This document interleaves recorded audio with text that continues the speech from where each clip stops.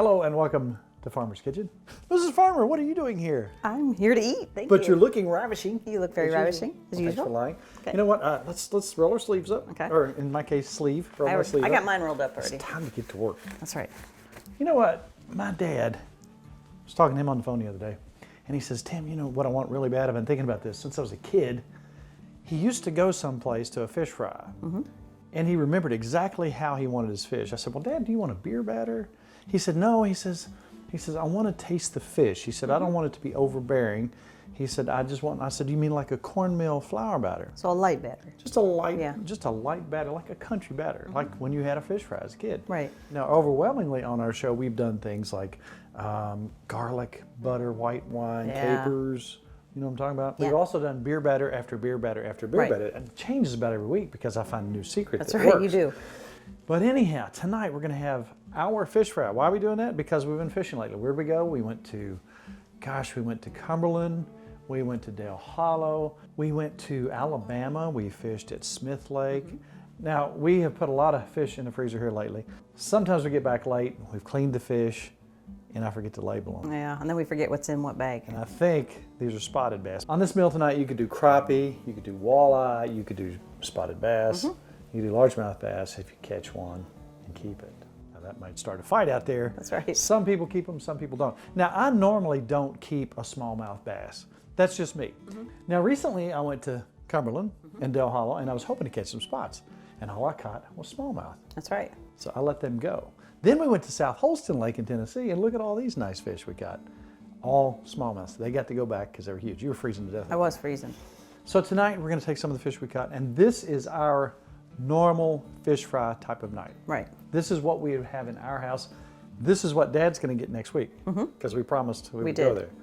But you're going to start out tonight with making something Kelly calls Cowboy Candy. She makes these. These are so good. They're so tasty. You can put them in so many things. And they are kind of like candy to me. Now, you can take the seeds out or leave them. They're going to be a little hotter. But Nikki's going to make us a batch of Cowboy Candy, which is just pickled jalapenos. Right. They're delicious. So let's get that started, Mrs. Farmer. And I'm going to have you start the burner for me. Okay. And I'll cut my last two here. And this is a 1/3 cup of vinegar, apple cider. And this is apple cider. Put it in? Yeah, go ahead and put that in. And this is 3/4 of a cup of sugar. There you go. That's a good start. And you'll be my stir for that. Okay, 3 more ingredients. All right. We need, this is chili powder. Okay. We need 3/4 of a teaspoon. There's a half a teaspoon I of love that. turmeric. Yes. You know, I remember Mom was doing pickles. You could always smell the turmeric. Oh yeah. And ginger. And ginger. And that's a half a teaspoon of that too. So that's it, 5 ingredients. It already smells delicious. Doesn't it? And what we're gonna do, you get that to a boil for me. And when it gets to a boil, we're gonna turn it down to simmer. We're gonna add these to it. I don't have to do anything fancy like when you made your brittle. No, you can let it go slow. You scared me. You did good, you did really good. We're gonna add these in and we're gonna let them just simmer for 4 minutes. And we put them in jars. One thing, let's remember this about our peanut brittle that we make. If you had dental work, watch it. That's right. Or dentures. That's right. Now one thing about these, this is not like we're making jelly or, this isn't something you put on the shelf. This goes in the fridge. You keep it for maybe 1, 2, maybe 3 months at the most, and you just eat it. Exactly. Short shelf life. Yes. Just like our dandelion jelly in the spring or our redbud jelly or violet jelly. That is not something you seal up and you keep for 3 years. That's something we're going to use in a very short amount of time. Now, dandelions bloom all summer long. You can make it. Once you open it, put it in the fridge, just like these. Right. Now, when you're buying jalapenos, it's funny how sometimes they get a little more heat, sometimes a little less. Yeah. This batch is not real hot. My eyes didn't even burn, so I think it's okay. But you got to be careful when you're right. cutting them up. And those seeds in the inner part there, there's your boil. Okay, go ahead and turn it down. All right. Let's get that to like a simmer. And I'm going to add these in and I'm just going to have you stir them for me. Okay.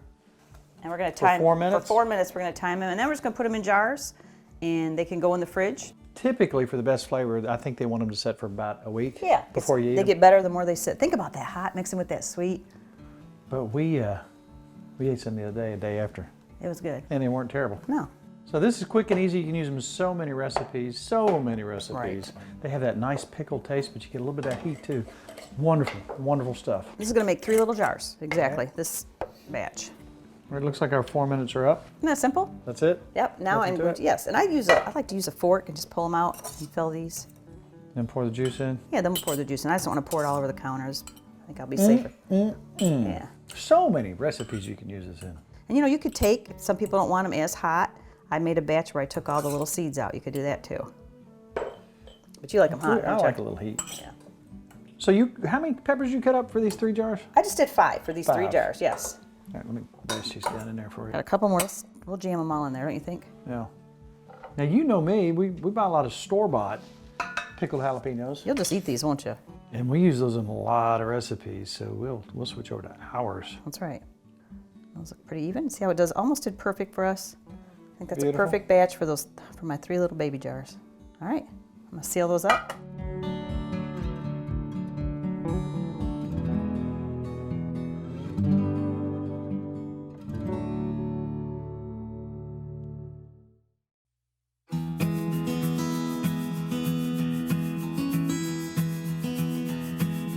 Making a coleslaw on the mandolin.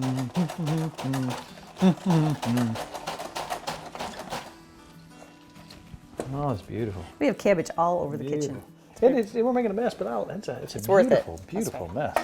To me, this is just the easiest way to get it. Fresh. I got onto my serrated edge, I guess you could call it, on the mandolin. Some of these old-time recipes, you get from somebody else and you kind of doctor them to get them like you want them.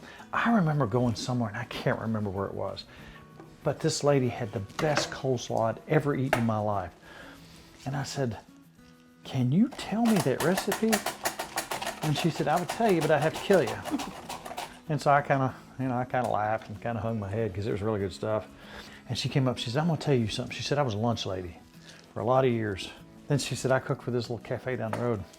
She said, "This is my top secret recipe." And this has been so long ago. So you're allowed to give it out now? I'm allowed to give it out now All because it's public domain now. It's after 70 years. Okay. So anyhow, this was her lunch lady recipe. Now I like a little mustard in mine. Mm-hmm. There's a restaurant down in the western part of the state that serves barbecue. They got I'm good talking coleslaw. about? Yes, I do. They have mustard in it. I like that. Yes. So I'm going to give you the secret recipe. Now some people like a vinegar-based slaw, so I like mayonnaise-based. So if you're going to do a great big head, this wasn't a huge head of cabbage, you're going to need 2 cups of mayonnaise. You need equal parts, a 1/3 cup of sugar and a 1/3 cup of white vinegar. Now, if you don't have white vinegar, you can use sweet pickle juice or dill pickle juice. Yeah. Top secret. Now, I like a little mustard, so that's probably a tablespoon of mustard just to get a little bit yellow. You can use some mustard seed too. Some people use celery seed. So we're going to take some carrots, some fresh carrots. I'm going to put these in here. It always makes me nervous because I've left a little bit of hide in there. You ever done that? Yes, I don't like it. I'm being careful. Let's see what you got. Love it. I'll dump that in. A little bit more? Oh yeah, we need some more carrot. Now this is obviously with the sugar and the vinegar. It's going to be a sweeter coleslaw. Mayonnaise based. That's just the way I like it. That's the way Nikki likes it. That's right. A lot of times when we serve this to folks, they say that's the best coleslaw I ever had. And so every time they say that, I thank the lunch lady. That's right. So there's our base. Oh, that's right pretty. there. That Very does pretty. look pretty. Now, the original recipe calls for 2 cups of mayonnaise. That's our great big head of cabbage. I don't know that we'll use all that, but let's try to add everything accordingly Ready? and see where we go. All right. So there's your 1/3 of sugar. And that's your 1/3 of white vinegar. And a whisk makes it nice. And let's not forget our mustard. If you like that sort of thing. Some people do, some people don't. But that's the base of the recipe. You'll have a great coleslaw right there. Now see how it gets that little yellow look there? Oh, that reminds me of that restaurant. You know what I'm talking about? I do. It starts with a K, but has an N sound. That's all I'm going to say about that. That's good. Very yummy. Now, I want you to look at that. Is that not like what you buy in the store? Perfect. Beautiful. We're going to try to keep you from going to the store at all. You keep just doing everything at your house. That's you won't right. even need the store. All right, Miss Farmer. So let's see what we got. How much you want in here to start? That looks like a good start. Good start. Let's see where we go from there. Now that looks like any store-bought brand you can buy. That tastes good. I taste It does. And it smells good. It depends on how much you want in here. Some people like theirs a little dry. Some people like theirs soupy. I don't want mine soupy, but every bite I want to have something in there. I want to be able to taste that sauce.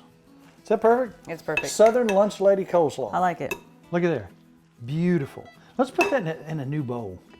Now we want to put this in a container we can reseal it. Put it in the refrigerator because I'm sure we won't eat all this tonight. Even though You might. I can get a good head start on it. I like celery seed. I'm going to top that off with just like a little bit of celery seed. Does that look beautiful? It looks beautiful. So there's our basic coleslaw recipe. It's delicious. Yes. But if you want to tang it up just a bit, take your peppers, cut them up just a little bit, pop those in, mix them up. Oh, remember our cowboy candy we just made? Now we're going to take our cowboy candy. We're going to Looks pretty. toss that in, mix it up, and it's just a nice little addition. Is that not beautiful, Mrs. Farmer? That is beautiful. Now let's pop that in the fridge. Okay. Because we got a fish fry coming up. Yes, you we got to do. have coleslaw with fish fry. Yes, you do.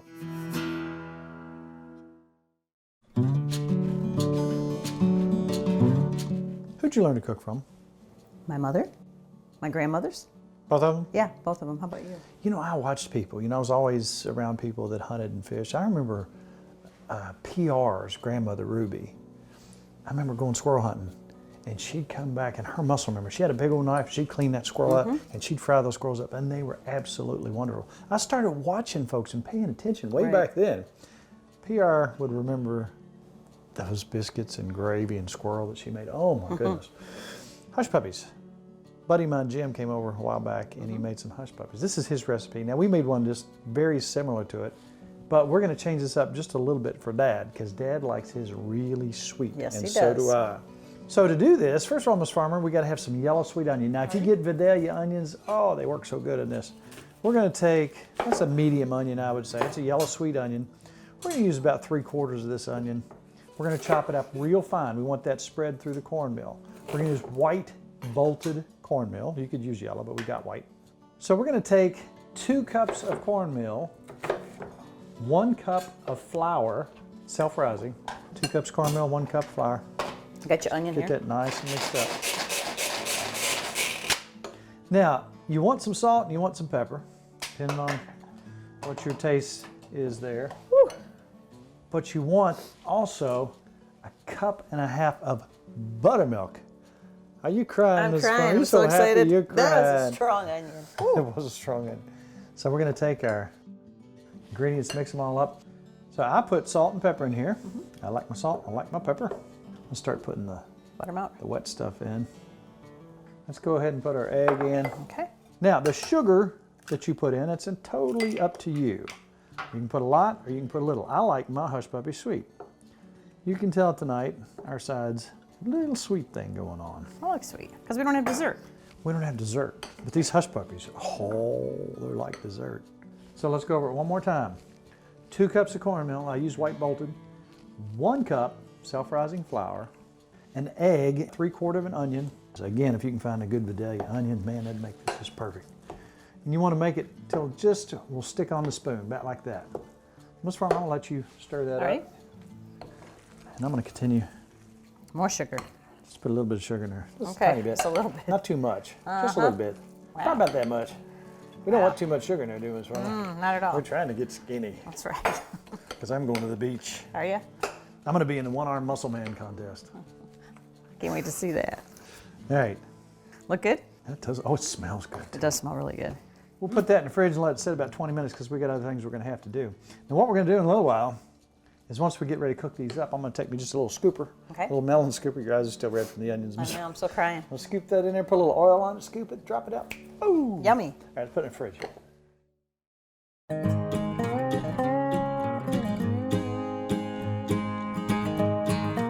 So we're getting there, Miss Farmer. We are. The main course is the fish, That's right. which is coming later. But you know what? We don't do a lot of trendy things or faddish things, but I saw something years ago. A fella, he was making French fries. Now this is not a secret, Right. but a lot of people will soak them in water Get that for a starch couple out. hours to get the starch out. Yeah. This is a russet potato. There's a guy in New York that's been doing this for years. He supposedly got the best French fries in the world. Yeah. So this is not a trick, but if you haven't seen it, this is how we do it. It makes the best fries It ever. makes the best fries. So Nikki cuts them up. It's a russet There's potato. nothing like homemade fries. Right. Then you just soak them in water for a couple hours. Right. Then after that, you fry them. Now you don't completely fry them. What you do is you fry them up to the point of about 300 degrees. Right. Till they almost start to get a little bit of brown look, and then you take them off. Right. And you let them set. Right. And here's the great part. You set them aside. So when you got your fish going, you got your hush puppies going, and everything's almost ready, then you bring them back. They've already been fried. Right. Then you hit them with a little more heat at around 350 and let them get good and hot. Oh, They cook my up goodness. faster. Yeah, they got a crisp on them, Right. don't they? I've heard that some restaurants will do this, leave them overnight, and that's how they do their fries all day. Yeah. Just pull them out like that. Yep. So- Cut them up the day Yes. before, leave them soaking all night, get some of that starch out of them. Boom. Yes. All right, how do you cut them up, Ms. All right. It's however you want. I made these long this time, so you just peel it. This is a russet potato, and I've made them small fries, but this time I made us nice long fries. You can make them thicker. We like them thin. And there's nothing like fresh fried No. potatoes. It's just beautiful. And what do we use when we're cooking in our fish fry? When we're making our hush puppies, when we're making our French fries, I like peanut oil. It just tastes better. It's a little more expensive, but it tastes really good. I have always used peanut oil for my fish fries. We like our fries thin. Some people, you can make these thick, but we're like a thin fry person, aren't we? Yes, we are. And this is just one potato. Usually one potato will do us unless we're being piggies and we need more. You know, if you wanted to do this in duck fat or beef tallow, it's absolutely wonderful. It's a little more expensive, but beef tallow used to be super cheap. Then they came along with a supposedly healthier vegetable oil. Come to find out, the beef tallow is probably healthier. Right. So could we go back to the beef tallow, Nikki? That would Could be you nice. talk to somebody? Yeah, I'm sure they'll listen to me. So those will make beautiful, Yes. beautiful French fries. And earlier we did that, and we've had those setting Here's for yeah. 2 or 3 hours. Here's what they look like. They've been soaking in cold water. And they're ready. And we'll pop those in some water. All right, and one thing we do need to do with these now, though, is I'm going to get a cookie sheet out, and we're going to make sure these are totally dry with regular towels. Gotta Not pat 'em paper towels. dry. Yeah, regular towel, because paper towel will stick. We want to get them totally dry before we even You start. put that water in oil and it's not good. Yes. You want to get them dry. So let's do that because we're getting Alrighty. close, Ms. Yes, Farmer. we are. Okay, now these fries may seem a little involved, but it's well worth it. It is worth it. But again, the one thing that I like, that I really like, which makes this handy, is you go ahead and flash fry them at about 300 degrees. And we can go ahead and pop them in there because we're up to Alright. 300 degrees. And we're going to leave them in there 3 to 5 minutes. You want to get them just a little bit like they're looking to be brown. You don't want to crisp them up. Then you set them aside. You can let them set for an hour or so if you'd like to. So you're ready. That's what's nice. Yeah. Yeah. And by the time you get your oil hot and your hush puppies going and everything rolling at the same time, you can pop them right back in. It's really handy. When you pop them in there, it's going to bring your temperature down, so try to keep it up around 300. Now these, as you can see, they're not brown, but they cooked a little bit. Let me separate those. And we're going to come back in a little while, Make them finish wonderful. them up. At this point, we're going to mix up some fish batter. This is top secret stuff. Yes, it is. Tip top secret stuff. So get your pencils. All right, let's get our other pan, Ms. Farmer. Now, years ago, you and I used to go down and eat at a restaurant in Frankfurt called Harry's. That's right. Harry would have rabbit on the occasion. He had greens. He had Oh, he really good did. greens. He did have good greens. He told me the secret about how he made his greens. And I watched him fix catfish one time. Now, his catfish recipe was almost the same as mine. So here's the batter for the perfect fish fry. This is not your beer batter. Right. This is just plain and simple country. Equal parts cornmeal and flour, but Okay. season your flour heavily with pepper. I like pepper. And what do I use, Mrs. Farmer? What kind of pepper? You like a lot of Telecherry. Yes. You know, I'm telling you, it's just something different about it. I love Yeah, it. it is I good. put a lot of Telecherry pepper in here. Now put some salt. Now it depends on how much salt you like. I like quite a bit in mine. And if you have reasons that you shouldn't be putting salt in it, listen to your doctor, don't listen to me. Harry would come back with some Cajun seasoning. Give that some flavor. And he put surprisingly quite a bit in there. Yeah. And it doesn't overpower it, believe it or not. And it's something about this frying process. You don't get overwhelmed with the taste of the Cajun seasoning, but it does add a nice kick. Harry had the best catfish going. And I can tell you that, I wish he'd open back up. He had the best stuff in town. He did. You know, Harry shared that recipe with me on Kentucky Afield years and years ago. Years and years and years Yeah. ago. we'd go down there and you could pick X amount of pieces of meat for X amount of dollars, like 3 or 4 pieces for X. And say, Harry, I want 8 pieces. You can't eat all that. You So would, watch didn't me, you? and I You did. So a little something I've learned over the years. A lot of people say, yeah, you want your oil about 350. Some people even say 375. Yeah. I don't think you have to go that crazy on your temperature. I like to start off about 325 and then pop everything in, and keep a real close eye on your temperature. And we kept our oil hot. Well, we're already over 300. So I'm gonna dip that in oil. I'm gonna get my little scoop going here. I'm gonna plop me out. Yummy. Now those are gonna stick to the bottom right off the bat. I can help you. I'm gonna loosen them up. Yeah. I'm telling you what, I'm excited. you can't beat these. We put just a little bit of sugar in there, Miss Farmer. Those sweet onions. Oh, now you can put corn in here. A lot of times if we have some fresh corn, we'll put fresh corn in there. And every now and then, once your hush puppies get going, you'll see them brown on the other side. Just kind of lightly turn them over. Let them get brown all the way around.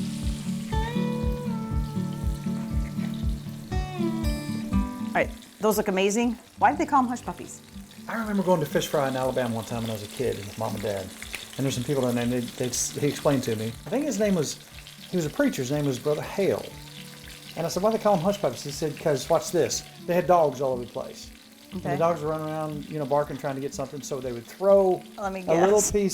piece of the batter in there and throw them to the dogs. They would hush them. They would hush the puppies. Hush the puppy, okay. I don't know All if right. that's true or not. All right, can I throw my fries in? Yes, What do you think? can. Let's Now start. your temperature is right.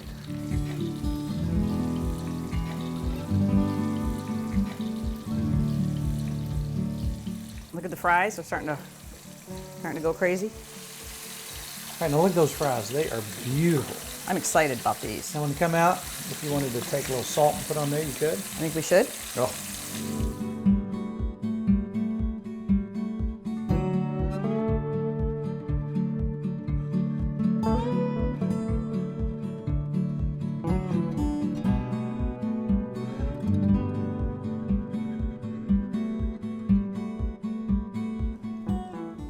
That was stressful. Everything came together at once. You know what? Excited. I got to tell you though, I got to admit, Okay. we fried so many pieces of fish, I had to switch to yellow batter. Okay. We ran out of white batter. Kept eating it. I know it. It's Those delicious. are one. I know you've already had some. Thank you. That's the choice piece off the end. Oh, wow. Just enough spice. Wow. It doesn't overpower it. Delicious. Oh. Try a fry. Oh. These. Fries are phenomenal. Oh my goodness. Now look at those. Nice and brown. Crisp, crunchy. Better than you can get anywhere. Can I try your? Look at these. Oh wow. Perfectly brown. Those are good. Just like I remember as a kid. I got to be sweet. And coleslaw is always delicious. Now this, I could live on. I know you like the coleslaw.